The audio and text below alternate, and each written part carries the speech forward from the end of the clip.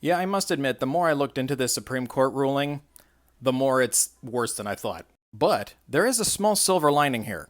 Now click on this comment and follow back to my previous video. It's me talking about how the Supreme Court this morning ruled that lower court judges cannot issue nationwide injunctions.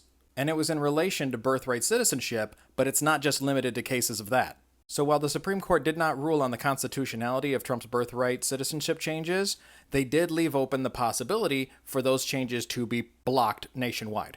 And I said, okay, this is just going to go back to the lower courts and they're going to have to rule it on a case-by-case basis. However, Charlotte's right.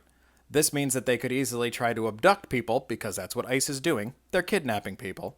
And they could move them to jurisdictions where the court has not issued an injunction. This is why Sotomayor said in her rebuttal that this leaves open Trump being able to circumvent the Constitution to be able to do unconstitutional things at will. However, like I said, silver lining here. Because remember the problems we've had in the past with Trump-appointed conservative judges in states issuing nationwide orders on things? Like the Texas judge who tried to ban mifepristone nationwide? Well, because I'm not a lawyer, I checked with ChatGPT to see if based on this ruling it would affect that. And as far as I can figure out, yes, it would affect them too. It means the conservative judges around the country in different states cannot do nationwide bans on things.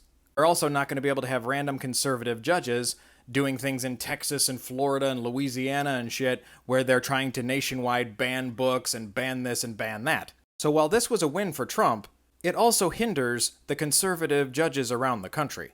And in my opinion, that's a good thing. Don't get me wrong, I hate this ruling. It fucking sucks.